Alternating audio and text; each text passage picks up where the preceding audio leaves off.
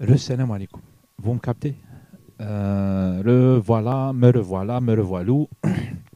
Je voulais vite fait, en fait, j'étais en train de lire mes messages sur YouTube. Je voulais juste saluer un internaute qui m'a écrit un message. Il m'a posé une petite question sur la création des sites. Je voulais le saluer, lui dire merci pour le message. Et puis je te réponds comme ça, si tu permets, en vidéo. Ça peut servir, je me dis. En plus, c'est vrai que c'est un sujet qui m'intéresse, même si je n'ai pas le temps de m'en occuper de ce sujet. S'il y a des gens qui peuvent s'en occuper, c'est bien.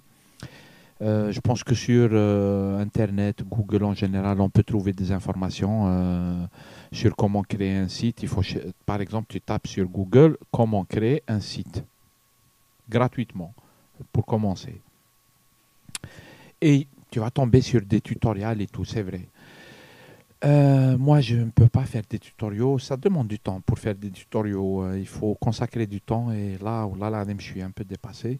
Mais je trouve que c'est très important que les gens essayent de créer leur site Internet quand ils veulent avoir une vitrine sur Internet, s'ils veulent avoir un endroit sur Internet qui est leur endroit où ils peuvent diffuser de l'information.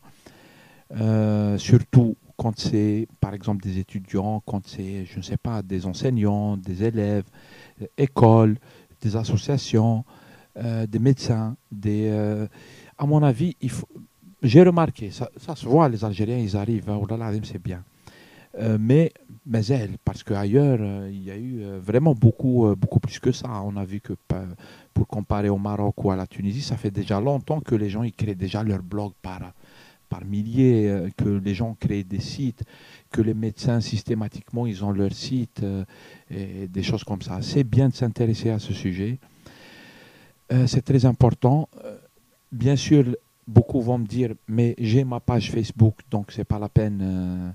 Un site internet, comme je le disais dans une précédente vidéo, ça c'est un faux raisonnement à mon avis.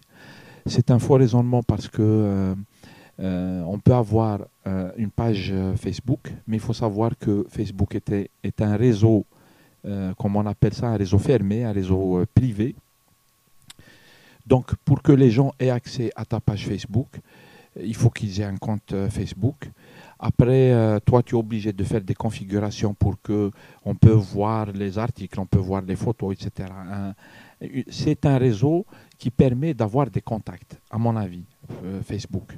Il permet d'avoir des contacts, il permet de faire de la diffusion d'informations, c'est vrai. C'est-à-dire que normalement, avec une information, elle est quelque part, normalement un site internet, avec un communiqué par exemple, ou là, une histoire à raconter, ou là une photo, ou là une vidéo, elle est quelque part, on va trop le Facebook, poster la page تاعك كاع الناس اللي راهم في les contacts تاعك ils peuvent la reprendre et la poster sur leur page et du coup d'autres personnes vont la voir, ils vont la poster sur une autre page, etc.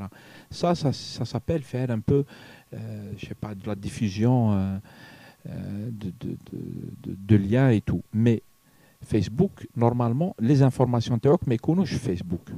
En plus, Facebook, il n'est pas fait pour gérer de l'information comme un site internet, comme on devrait gérer son information, la structurer sur internet.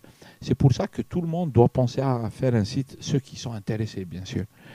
Ceux qui veulent, ceux qui ont des poèmes, ceux qui ont des photos, ils veulent des galeries photos et tout, pensez à créer un site internet.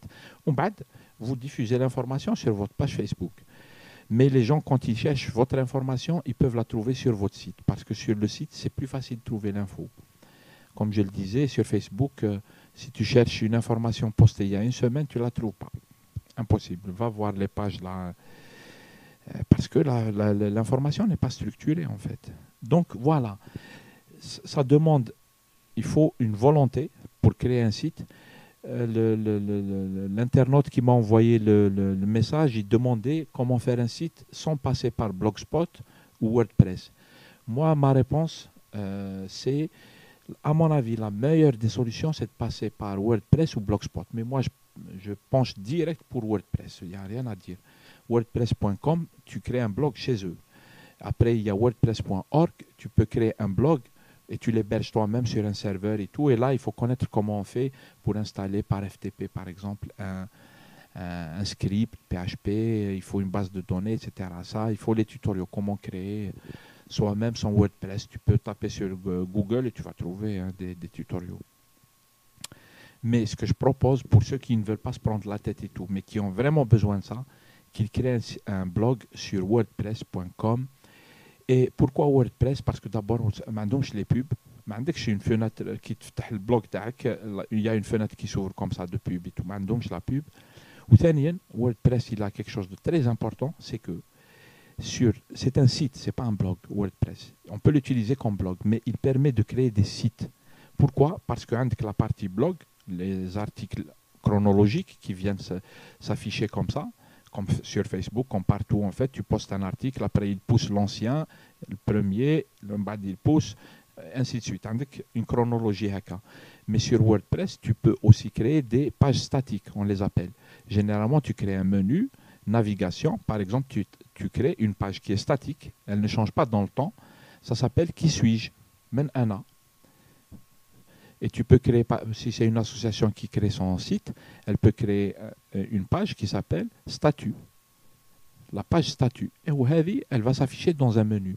Et on a vu sur WordPress que les designs, ils sont à gogo, ils existent à gogo. Vous pouvez choisir toutes sortes de couleurs, de dispositions, vous pouvez déplacer les menus, etc. Et il faut essayer de faire toujours très simple et c'est pour ça que c'est un peu difficile et c'est volontaire, il faut apprendre à gérer son contenu. C'est-à-dire, tu as par exemple avec une association. Si tu veux un site, et c'est très important, il faut que par exemple tu aies les statuts. Il faut que tu les aies.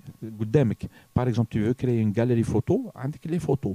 Donc il faut que tu gères ton contenu. C'est pour ça qu'il y a des gens, ils veulent un site, mais ils ne se prennent pas la tête pour organiser. واش عندي أنا حاب site. لازمني نكتب لا باج هذيك باش نقدم روحي ولا نقدم l'association ولا ولازمني si je veux une galerie photo, il faut que je rassemble toutes mes photos, elles ont la même dimension, je les prépare et tout pour créer un site. Donc il faut être un peu volontaire. Et voilà, c'est très facile. Moi, j'avais commencé à créer les sites dès que j'ai eu Internet. Dès que j'ai eu Internet, je me suis dit, je ne peux pas rester sans avoir mon site à moi. Après, on va déjà les blogs. Mais au début, il n'y avait même pas de blog. J'ai créé un site avec du HTML complet. J'apprenais tout seul. Mais tout de suite, j'ai compris que sur Internet, il me faut mon site. Moi-même, je deviens un média, un centre, une unité comme ça médiatique. Je deviens une unité médiatique, sans aucune prétention, bien sûr. Mais moi-même, j'ai des liens, je lis des articles, je les diffuse, etc., etc. Je peux faire des commentaires, je peux enregistrer des vidéos. Je fais de la photo pendant des années. J'ai fait de la photo. J'avais eu énormément de galeries photos que je partageais avec mes contacts et tout. Donc voilà, dès le début, j'avais besoin d'un site. Et je pense que tout le monde doit le faire, à mon avis. C'est très important. Voilà, j'ai répondu un peu comme ça, un peu brouillon.